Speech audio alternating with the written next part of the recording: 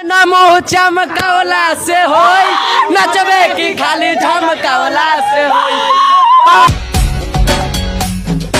ये आज रात के 12 बज रहा है, 12 बजे इतना ज्यादा भीड़ है, मतलब इस हॉल में मोतिहारी के संगीत हॉल है। तो हर हर गंगे हर गंगे बहुत बहुत अच्छा है। कोई डायलॉग भीड़ जो इतना भीड़ लागल बाटे, सपना सिनेमा हॉल आरा में एकदम लागत है गेट टूट जाए।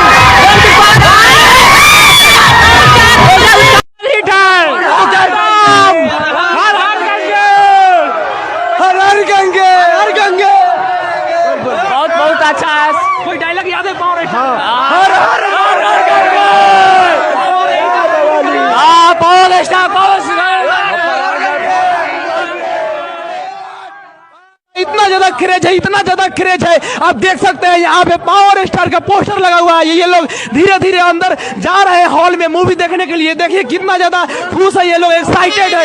आप देख सकते हैं, क्या बात है, देख सकते हैं आप। बहुत ही ज्यादा भीड़ है, बहुत ही ज्यादा। पावर स्टार का यही तो क्रेज है। ये आज रात के 12 बज रहा है, 12 बजे इतना ज्यादा भीड़ है, मतलब इस हॉल में मोतिहारी के संगीत हॉल है।